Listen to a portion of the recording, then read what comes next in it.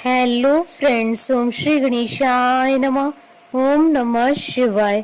आप सभी का स्वागत है आपके अपने यूट्यूब चैनल पर।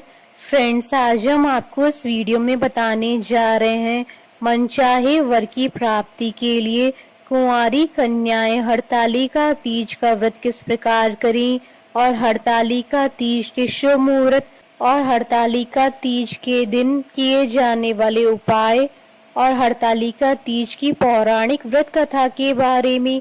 फ्रेंड्स, वीडियो शुरू करने से पहले आपसे रिक्वेस्ट है, अगर आप हमारे चैनल पर नए हैं और आपने अभी तक चैनल को सब्सक्राइब नहीं किया है तो प्लीज सब्सक्राइब कीजिएगा चैनल को, साथ ही प्रेस कीजिएगा बेल आइकन को, जिससे नए वीडियो से रिलेटेड नोटिफिकेशन आपको तुरंत प्राप्त हो सके।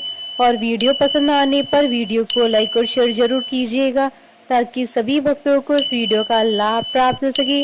और कमेंट बॉक्स में ओम नमः शिवाय जरूर लिखिएगा। हरतालिका तीज का व्रत सुहागिन स्त्रियों के लिए बहुत मायने रखता है, लेकिन अच्छे वर की कामना के लिए यह व्रत कुंवारी लड़कियां भी करती है। हरतालिका तीज का व्रत भाद्रपद मास की शुक्ल पक्ष की तृतीय तिथि को मनाया जाता है। यह व्रत निर्जला रखा जाता है। इस दिन महिलाएं माता पार्वती की पूजा अखंड सौभाग्य और सुख शांति के लिए करती हैं। वहीं कुंवारी लड़कियों के लिए भी यह व्रत बहुत मायने रखता है। इस दिन कुंवारी लड़कियां व्रत रखकर अच्छे और मनचाहे वर की कामना करती हैं। फ्रेंड्स, अब आइए जानते हैं कुंवारी लड़कियां हरतालिका तीज व्रत किस प्रकार करें। प्रातः काल में उठकर स्नान आदि करने के बाद स्वच्छ कपड़े पहने, इसके बाद शुभ मुहूर्त के समय हाथ में जल लेकर व्रत का संकल्प करने के बाद पूजा आरंभ करें। इस दिन माता पार्वती भगवान शिव के साथ उनके पुत्र गणेश जी की भी पूजा की जाती है। माता पार्वती, शिव जी और गणेश जी की बालू की प्रतिमाएं बनाएं और एक चौकी पर स्थापित करें, साथ ही कलश स्थापित करें। इसके बाद तिलक करें। माता पार्वती को अक्षत, चुनरी, फूल, फल, धूप, दीप आदि अर्पित करें। शिव जी को सफेद चंदन, बिल्वपत्र, भांग, धतूरा आदि अर्पित करें। भगवान शिव को सफेद फूल अर्पित करने चाहिए। भगवान शिव की पूजा करते समय ओम नमः शिवाय मंत्र का जाप करें। उसके बाद शिव पार्वती गणेश जी को भोग लगाएं। माँ पार्वती का पूजन करते समय ओम उमाय नमः मंत्र का जाप करें और अच्छे वर की कामना करें। फ्रेंड्स, अब आइए जानते हैं साल 2024 की हरतालिका तीज के शुभ मुहूर्त के बारे में। हिंदू पंचांग के अनुसार साल 2024 में हरतालिका तीज का व्रत 6 सितंबर 2024 शुक्रवार के दिन है। भाद्रपद शुक्ल तृतीय तिथि प्रारंभ होगी 5 सितंबर 2024 को दोपहर 12:21 पर और भाद्रपद शुक्ल तृतीय तिथि का समापन होगा 6 सितंबर 2024 को दोपहर 3:01 पर। ऐसे में हरतालिका तीज का व्रत 6 सितंबर को रखा जाएगा और इस दिन व्रत रखकर भगवान शिव और माता पार्वती जी की पूजा होगी। इस साल की हरतालिका तीज पर 3 शुभ योगों का निर्माण होगा। इस दिन रवि योग, शुक्ल योग और ब्रह्म योग बनेंगे। तीज वाले दिन रवि योग सुबह 9:25 से शुरू होगा और अगले दिन 7 सितंबर 2024 को सुबह 6:02 तक रहेगा। इसके अलावा इस दिन शुक्ल योग सुबह से रात 10:15 तक रहेगा। उसके बाद से ब्रह्म योग शुरू हो जाएगा। व्रत के दिन हस्त नक्षत्र 9:25 तक रहेगा। उसके बाद चित्रा नक्षत्र प्रारंभ हो जाएगा। 6 सितंबर को हरतालिका तीज की पूजा के लिए शुभ मुहूर्त रहेगा सुबह 6:02 से सुबह 8:33 तक। यह मुहूर्त उन भक्तजनों के लिए है जो दिन में पूजा करते हैं। वैसे तो हरतालिका तीज की पूजा शाम के समय करते हैं। हरतालिका पूजा के लिए प्रदोष काल पूजन का समय रहेगा शाम 6:36 के बाद। प्रदोष काल में होने वाली पूजा रवि योग में होगी। हरतालिका तीज के दिन ब्रह्म मुहूर्त सुबह 4:30 बजे से प्रारंभ होकर 5:16 तक रहेगा। अभिजीत मुहूर्त सुबह 11:54 से दोपहर 12:44 तक रहेगा। फ्रेंड्स, अब आइए जानते हैं हरतालिका तीज के दिन किए जाने वाले उपायों के बारे में। अगर किसी लड़की की शादी बार बार टूट रही हो तो ये खास उपाय करके वह मनचाहा वर पा सकती हैं। जिनका विवाह बार बार टूट जाता है उन्हें इस दिन सुबह से ही निर्जल व्रत रखना चाहिए। फिर प्रदोष काल में पीले वस्त्र पहनकर भोलेनाथ के मंदिर में जाएं और शिवलिंग पर चंदन और जल अर्पित करें। पार्वती जी को कुमकुम अर्पित करें। ओम पार्वती पते नमः मंत्र का 108 बार जाप करें। माता पार्वती को चढ़ाया गया कुमकुम अपने पास रखें और स्नान करके इसका टीका लगाएं। फ्रेंड्स, अब आइए प्रारंभ करें हरतालिका तीज की पौराणिक व्रत कथा। एक बार भगवान शिव जी ने पार्वती जी को उनकी पूर्व जन्म का स्मरण कराने के उद्देश्य से इस व्रत के महात्म्य की कथा कही थी। श्री भोले शंकर बोले, हे गौरी, पर्वतराज हिमालय पर स्थित गंगा के तट पर तुमने अपनी बाल्यावस्था में 12 वर्षों तक अधोमुखी होकर घोर तप किया था।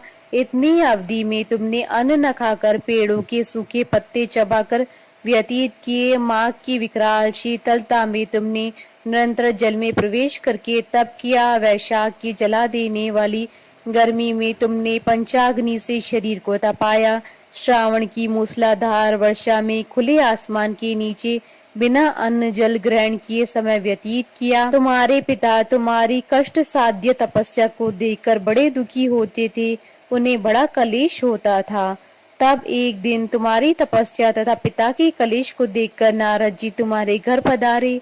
तुम्हारे पिता ने हृदय से अतिथि सत्कार करके उनके आने का कारण पूछा। नारद जी ने कहा, गिरिराज, मैं भगवान विष्णु के भेजने पर यहाँ उपस्थित हुआ हूँ। आपकी कन्या ने बड़ा कठोर तप किया है, इससे प्रसन्न होकर वे आपकी सुपुत्री से विवाह करना चाहते हैं। संदर्भ में आपकी राय जानना चाहता हूँ। नारद जी की बात सुनकर गिरिराज गदगद हो उठे। उनके तो जैसे सारे कलेश ही दूर हो गए। प्रसन्नचित होकर वे बोले, श्रीमान, यदि स्वयं विष्णु मेरी कन्या का वरण करना चाहते हैं तो भला मुझे क्या आपत्ति हो सकती है। वे तो साक्षात ब्रह्म है। हे महर्षि, यह तो हर पिता की इच्छा होती है कि उसकी पुत्री सुख संपदा से युक्त पति के घर की लक्ष्मी बने। पिता की सार्थकता इसी में है कि पति के घर जाकर उसकी पुत्री पिता के घर से अधिक सुखी रहे। तुम्हारे पिता की स्वीकृति पाकर नारद जी विष्णु जी के पास गए और उनसे तुम्हारे ब्याह के निश्चित होने का समाचार सुनाया। मगर इस विवाह के संबंध की बात जब तुम्हारे कान में पड़ी तो तुम्हारे दुख का ठिकाना ना रहा। तुम्हारी एक सखी ने तुम्हारी इस मानसिक दशा को समझ लिया और उसने तुमसे उस विक्षिप्तता का कारण जानना चाहा।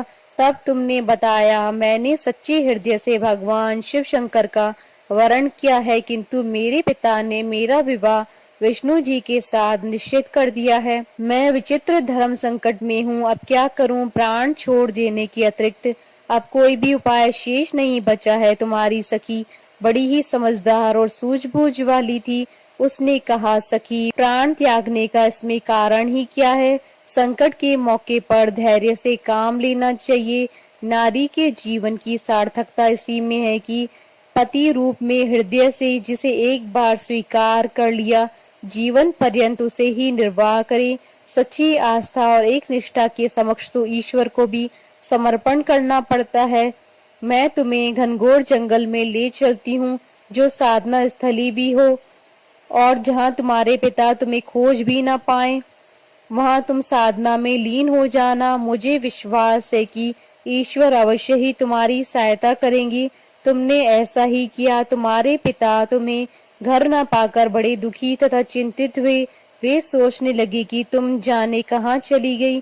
मैं विष्णु जी से उसका विवाह करने का प्रण कर चुका हूँ। यदि भगवान विष्णु बारात लेकर आ गए और कन्या घर पर न हुई तो बड़ा अपमान होगा।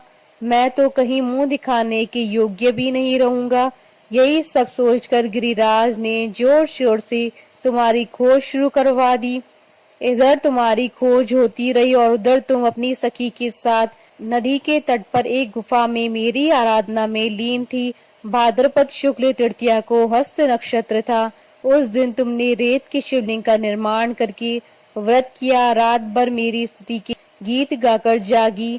तुम्हारी इस कष्ट साध्य तपस्या के प्रभाव से मेरा आसन डोलने लगा। मेरी समाधि टूट गई। मैं तुरंत तुम्हारे समक्ष जा पहुंचा और तुम्हारी तपस्या से प्रसन्न होकर तुमसे वर मांगने के लिए कहा। तब अपनी तपस्या के फलस्वरूप मुझे अपने समक्ष पाकर तुमने कहा, मैं हृदय से आपको पति के रूप में वरण कर चुकी हूँ। यदि आप सचमुच मेरी तपस्या से प्रसन्न होकर आप यहाँ पधारे हैं तो मुझे अपनी अर्धांगिनी के रूप में स्वीकार कर लीजिए। तब मैं तथास्तु कहकर कैलाश पर्वत पर लौट आया। प्रातः होते ही तुमने पूजा की समस्त सामग्री को नदी में प्रवाहित करके अपनी सहेली सहित व्रत का पारण किया। उसी समय अपने मित्र बंधु व दरबारियों सहित गिरिराज तुम्हें कोसते कोसते वहां आ पहुंचे और तुम्हारी इस कष्ट साध्य तपस्या का कारण तथा उद्देश्य पूछा। उस समय तुम्हारी दशा को देखकर गिरिराज अत्यधिक दुखी हुए और पीड़ा के कारण उनकी आंखों से आंसू मड़ आए। तुमने उनके आंसू पोंछते हुए विनम्र स्वर में कहा, पिताजी, मैंने अपने जीवन का अधिकांश समय कठोर तपस्या में बिताया है। मेरी इस तपस्या का उद्देश्य केवल यही था कि महादेव को पति के रूप में पाना चाहती थी। आज मैं अपनी तपस्या की कसौटी पर खरी उतर चुकी हूँ। आप क्योंकि विष्णु जी के साथ मेरा विवाह करने का निर्णय ले चुके थे, इसलिए मैं अपने आराध्य की खोज में घर छोड़कर चली आई। अब मैं आपके साथ इसी शर्त पर घर जाऊंगी कि आप मेरा विवाह विष्णु जी से न करके महादेव जी से करेंगे। गिरिराज मान गए और तुम्हें घर पर ले गए। कुछ समय के पश्चात शास्त्रोक्त विधि विधान पूर्वक उन्होंने हम दोनों को विवाह सूत्र में बांध दिया। हे पार्वती, भाद्रपद की शुक्ल तृतीया को तुमने मेरी आराधना करके जो व्रत किया था, उसी के फलस्वरूप मेरा तुमसे विवाह हो सका। भगवान शिव ने आगे कहा, हे पार्वती, भाद्रपद की शुक्ल तृतीया को तुमने मेरी आराधना करके जो व्रत किया, उसी की परिणाम स्वरूप हम दोनों का विवाह संभव हो सका। इस व्रत का महत्व यह है कि मैं इस व्रत को पूर्ण निष्ठा से करने वाली प्रत्येक स्त्री को मनोवांछित फल देता हूँ। भगवान शिव ने पार्वती जी से कहा, इस व्रत को जो भी स्त्री पूर्ण श्रद्धा से करेगी, उसे तुम्हारी तरह अचल सुहाग प्राप्त होगा। इस व्रत को हरतालिका इसलिए कहा जाता है क्योंकि पार्वती की सखी उन्हें पिता और प्रदेश से हरकर जंगल में ले गई थी। हरत अर्थात हरण करना और तालिका अर्थात सखी। बोलिए भगवान शंकर माता पार्वती जी की जय। हमारे साथ इस वीडियो में अंत तक बने रहने के लिए आपका धन्यवाद। ओम श्री गणेशाय नमः। ओम नमः शिवाय।